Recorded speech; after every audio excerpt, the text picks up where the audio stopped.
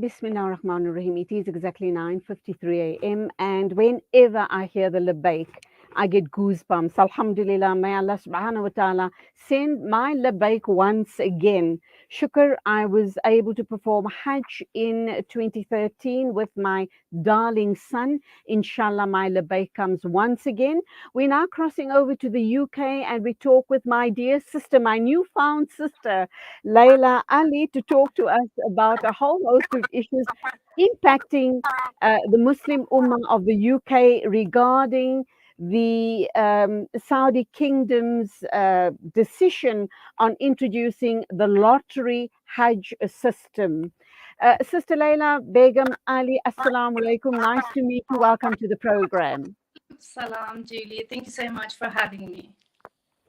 Okay, so we want to look at three issues which is truly impacting on the Muslim Ummah in the UK and undoubtedly in other parts of the world as well, because they too have been affected in the Western world. Let's start with the lottery system. How is the Muslim community responding to it, and what sort of negative impacts have you seen regarding the system? I think most people were just trying to go to Hajj via the route that they know, which is Hajj travel agent, and that's what I was doing. I actually paid my deposit in April when the Hajj notification was published, and waiting for the go ahead so I could pay the full amount for the packages. And I think a couple of weeks ago the portal was introduced, and I was obviously very excited, was being compliant, filling in what I need to do, getting my expression of interest submitted, and just following the procedures and guidelines that was published by Mutawif. Uh, I understand that you're one of the lucky people. Your name was on that system. Does that mean that you are, in fact, going ahead with the Hajj this year? Submitted my expression of interest with my darling brother, and he was to take me to Hajj. But I think overall, the entire process and the packages probably didn't suit me to my desired dates and duration. So I actually will not be pursuing Hajj this year at this time. But inshallah, my intention is still there. And I'm still supporting people, my followers, encouraging them to do what they can with the Hajj Lottery, and also explaining and sharing my portal experiences, submitting the form, filling in the name properly. Especially, I've learned in the portal to have grandfather's name was a must, and I had to go and double check with my mum what it was really, and that was one of the learning points that I in the portal. I'm What do you, grateful. mm, why do you believe that that is important information to be submitting to the authorities? That's number one. And number two is, how are the Muslims in the UK responding to this lottery system? Is it advantageous or not? Actually, I don't know the reasons behind having, grandfather's name, but I do believe probably goes back to history and roots and how we are known by our grandfathers. So we're the children of our grandfathers and then our fathers. So I think it goes back to those kind of historical roots. And for me, it is also a knowledge, and it goes back to parenting. And you are known by your family background. So I think that's why that was important. But I did find that quite inspiring, and I'm very motivated to learn much more about my family heritage thanks to that. And I thought it was also funny because I needed to double check both my grandparents' name, my mother's side and my father's side. In regards to the portal introduction, I think lots of British people aren't welcoming to it because it's a change that was implemented probably not with enough notice in their timeline. And I think everyone was just so eager to go and get Hajj done, and have been waiting, have been planning. So I think the introduction probably was unplanned and unexpected at the last minute. But for me, someone who's been aspiring to go to Hajj for the last 3 years, I just wanted to make the most and do what I needed to do. Hajj is not going to be easy. My jihad has already started. And like you, Julie, I was doing labbaik, Allahumma labbaik every single day. Allah, invite me, invite everyone. Be merciful. Invite everyone that's very sincere and really deserving. And I didn't think I would be actually successful in the lottery draw. I just thought there are lots of other people that have waited longer time than me, are elderly, have medical issues. Allah is going to just test me. And I was just hoping and doing my best. And as I was doing my best, I started learning about Hajj, ritual, education, the rules, the hiram. And I had no knowledge of that. And I think in the last 2 months, I prepared myself for the education aspect. And that then became my tweets. I started writing Hajj tips as I was learning. And I was actually really teaching myself, about climate, about the dua, reciting Labbaik Allahumma Labbaik right now. And not necessarily when you're there in the Holy Land. Um, and that's where I am at. But I have actually declined and will not be pursuing Hajj this year because I don't feel the package actually matches what I'm looking for in terms of capacity and duration. Inshallah, your Labaik will be out there in the years to come, hopefully next year. Um, do you think that this lottery system has disadvantaged the Muslims in the UK? Has it become more unaffordable? And then and I know you're not a Hajj operator, I know that you work in the health industry.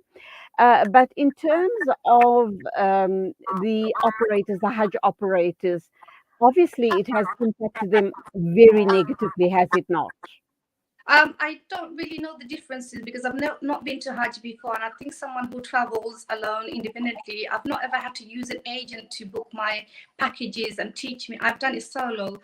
So to have a Hajj agent, it was like a traditional route that I knew. In order to go to Saudi, you have to be going by an approved ATO provider, and that's a specialist, and that's what I knew. And for the portal to be introduced, I found it to be easier and smoother because there was the middle person that being cut off, and I was also able to choose the dates and the time and the flights, and I think it had its benefits. I do feel it had its benefit, but then also there was lack of, okay, how do you learn about the guidance? Who do you go when there's a problem? Who teaches you about the Hajj and procedure? And who's your go-to person? But I think for me, I took ownership on myself to learn about Hajj, the rituals. I Googled it. I was learning about the challenges, the tips. Landing in Saudi, the first important thing you should really do is have some reels with you and 2 SIM cards. So I think for me, it didn't really impact me as much because I was welcoming to the changes. I was What are you focusing. hearing? What are you hearing on the ground? I mean, normally I remember during my Hajj trip, I was interacting with as many people as possible, even though some of them was repeating what other people have already told me. But it was about trying to gain as much information as I possibly could, just to make my journey that much easier. So, what are you hearing on the ground? What are people's thoughts on the lottery system as opposed to going the traditional route via agents? I think in the West, people are not as much happy as I'd like to see them because we're so used to having an agent taking us. And I mean, my parents have been to Hajj and they've gone by a Hajj operator. My sister has been to Hajj in 2019, and I was using her recommendation, her Hajj specialist, to take me. And I think it's kind of shocking, and the lottery system kind of made it limited for them, and then used to that kind of services. But then if you compare it with countries from the like Bangladesh, India, and Pakistan, they probably have that kind of system. They don't have kind of the privileges that we in the West have. So for me, I took it as a generous generosity of Allah. That lottery system, okay, it means it's a fair chance because people in outside UK are actually doing that and still going to Hajj. So Okay. I didn't think it was a big impact for me because my intention was clear. I knew that there was a huge chance that I will not be successful, and I was welcome to that because I knew eventually it was Allah subhanahu wa ta'ala who was going to make my outcome and not the system. Okay, I'm also hearing from people in the UK that I know suggesting that the package now is more affordable than going via the traditional operators. Do you get the same sense, or am I not getting the correct information? Actually, Julie, depends on people's affordability. Some people might be really satisfied with £1,000 Hajj package because it has a certain room spec and quality of packages that they're happy and comfortable with. And for me, I had a set budget in my mind, and I knew there was a limit. I wouldn't go over because then it would burden me and I will get stressed, and then it will just kind of impact my quality of Hajj. And I think affordability is an issue here. If money is not an issue, people will just be okay with it. But if money is an issue, portal can be quite different. And I found when I was trying to pursue my payment that it was not within my affordability. So I just decided this is not the time for me. Okay, we've got about 3 minutes to wrap up time. Can you give us a few very important tips regarding Hajj, inshallah?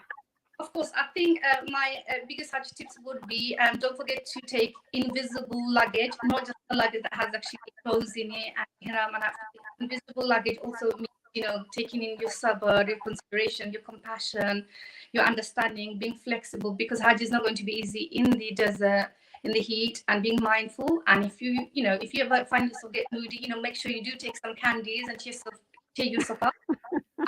So that's the invisible luggage. Besides that, it's just having much more preparation, exercise daily, walking in sandal. That's for the brothers, a must, because I know they're going to be under ihram. There's a ruling to have a certain sandal worn whilst they're in the state of ihram. With the sisters, it's much easier. So practice walking, exercise, intake of vitamin D's, vitamin C's, and looking after health and well-being, and being much more relaxed in the mind. So you're not going there with anger and emotion, the frustrated system. If you get selected, mashallah, you get lucky and you're going, then think a lot and just be at peace with that, and just go and do your Hajj and come back safely and share more tips with us. I've actually written down more. I do believe that people should take much more ownership, learning about Hajj themselves, not necessarily being dependent on the sheikhs and ulama, but self-taught. There are lots of resources online, lectures, seminars, YouTube videos. So we have no reasons not to learn ourselves, and just being prepared, as well as having the backed up, specialized people teaching us. I also believe that you have to renew your intention. If Hajj doesn't happen for you this year, alhamdulillah, maybe Allah has better plans. Maybe He will reward you for the effort, and renew your intention and try again. I also think lots of people are heartbroken, so mentally really feeling helplessness, despair. But as a British Bangladeshi, I'm not looking at it like that, because I feel that Allah is testing everyone differently. And if I were to compare my blessing with what's happening in Bangladesh right now, I have no reason to doubt and deny Allah's favor. My people right now are under flood. So I think for me, I'm far too resilient to be stuck at an emotion, because I will try again. Until I go to Hajj, I will keep trying and learning Inshallah. and myself. Inshallah, inshallah. Well said indeed. Lovely talking with you. Keep us in your du'as, inshallah, and assalamu alaikum to you. Thank you very much. Allah Hafiz. Ameen. That was Layla Ali from the UK talking to us about the lottery system, the preparation for Hajj, turning down her place because of unaffordability, and some wonderful tips for Hajj. That brings us to the end of the show. It's 6 minutes after 10 o'clock. Shukran for your company. Till tomorrow morning at the same time as always. Take care on the roads. And it is a big thank you to the production team. Assalamu alaikum and Khuda Hafiz from me, Julie Ali.